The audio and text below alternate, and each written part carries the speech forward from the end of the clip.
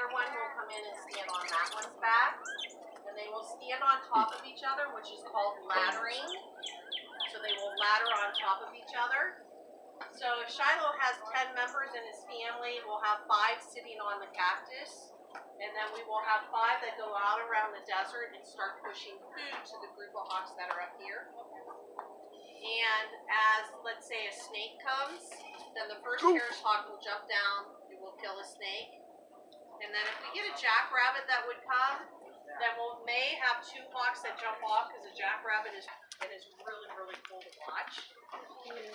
But if I hunt a red tail and you hunt a goshawk and Cameron hunts a Harris hawk, we cannot go into the field together because our birds will squabble and kill each other.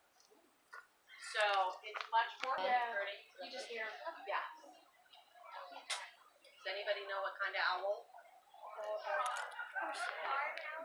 A barn? It is not a barn. It's a bard. Bard. Anybody else? Bard. It is a barred owl. We learned that last It is year. a bard. They're named for the barring that is in their chest. They cannot survive on vegetables. So if you have a barred owl near your house, Thank you. know it because and see perfectly fine. They can see during the day just as well as they can see at night. They're just as mean as great horned owls, though. Didn't I just say that? Yes, you did, Madison. It looked like it, though. That was moving. Yeah.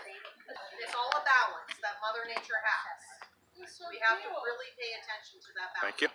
Because when that balance goes out of whack, and we're getting a ring down the side of her face that you see that we talked about earlier, that is still where her ears are at. Those tufts just show emotion. I love this stuff.